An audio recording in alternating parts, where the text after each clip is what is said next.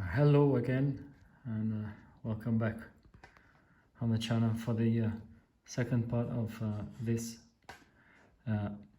trimming a UHF antenna. So on the first video I left with this chart here, which I used to have a guide on trimming the whip of this UHF antenna. Now if you have seen that video, I didn't have the radials.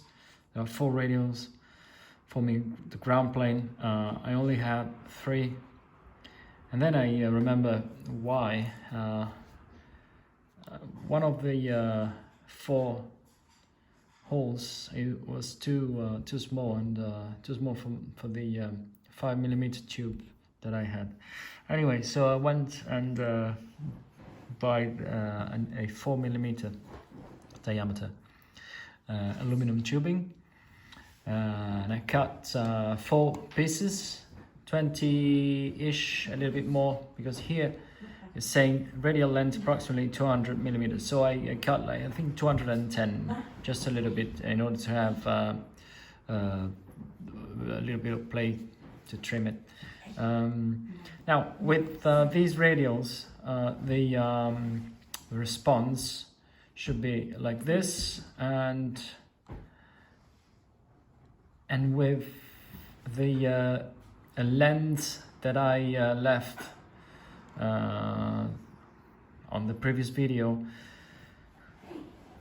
we were about 417 megs. Okay, we were about here reading these diagrams. Okay, so this morning I put the 4 radials, I cut the 4 radials, I installed them. Let's have a look at the results. Okay, so we're outside, the Vienna is in maximum brightness. Well, anyway, let's have a look. So we can observe a very nice deep, where the minimum SWI is 1.03, 1.02. We've got 48.8 minus 340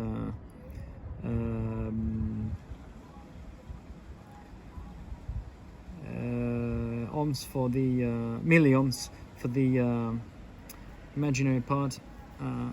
Well, anyway, it's very interesting to see that we've got a very nice peak. We can see that we go from 400 to 500. We can take a look at the bandwidth, which we expect to be about 20 megs.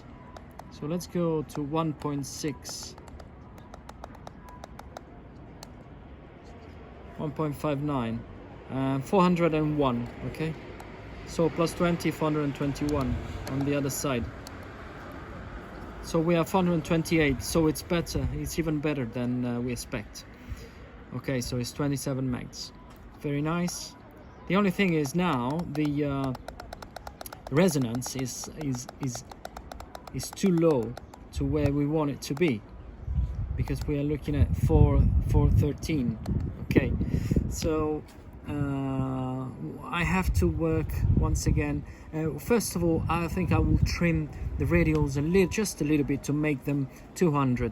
As I can see now, the result is perfect. Okay, I just want to trim the radials down to 200, as is stated in the little data sheet, and after that I will trim the whip and proportion up and down. Sorry, the upper part and the lower part, in order to make the dip slide up to 435. I would say 435.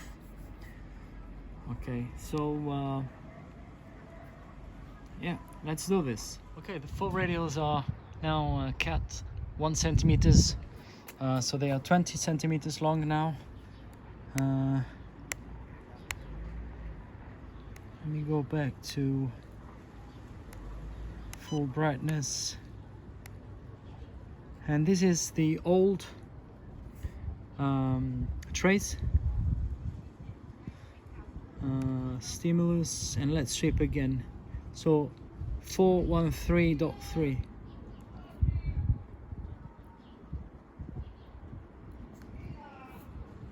As you can see, we moved up.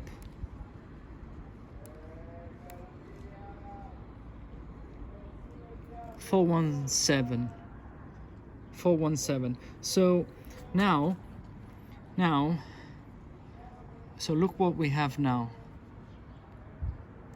I went back inside because I want to just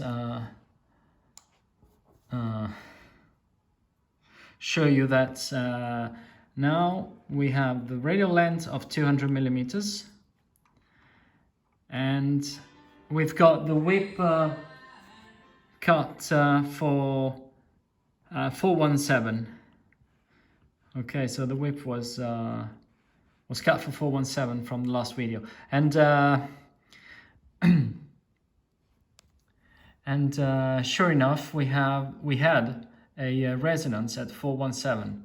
So that's exactly what we expect. So that's very nice. Now I believe that we can go ahead and trim the whip little by little, I would say, because it's more than 13 megs. We want to raise the resonant frequency. So let's start with the lower section. Okay, so I will take the whip inside and we take a look at the measurements, but we want to get about here on this dashed line. So we're looking at this point here. I will leave the cursor there. Okay, so let's be precise here. I want to trim the antenna to be between 428 and 438.5. Okay, so in the middle, that's 10 megs. In the middle will be 433. Okay, 0.25. So if you go up here, we're just below the dashed line. So it's where I put the cursor. Now we are between 80.9 and 92.2. So let's be precise with the measurements, and let's take out the calculator. So 92.2 plus 80.9 divided by 2, 86.55. Let's call it 86.5, okay, because we want to stay just under the line. Let's call it 86.5. What do we have here? I have 103. So let me grab a mark. The very same way on the upper graph. The same dash line will end up here, and making the calculations, we end up with these two figures, 359.3 and 86.5 for the upper part and the lower part of the whip. Okay, so now I'll grab the marker and mark and cut. Got the two marks. This is for the lower section, and this is the mark for the upper section. Now let me cut two pieces and reinstall the whip, and we go back under the VNA to check the final results. Hopefully that's the final. Once again, I got the whip trimmed, and we are ready now to take a look.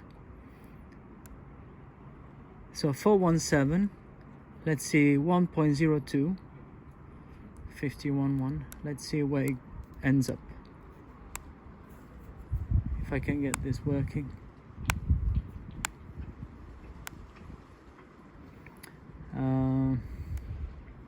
Stimulus and sweep again. There you go.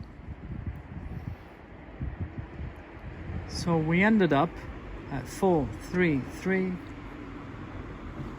about there, between 433 and 434. Very good result.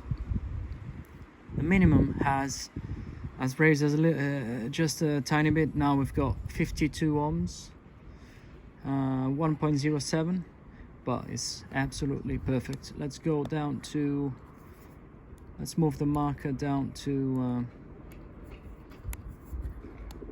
the start of the band, 430.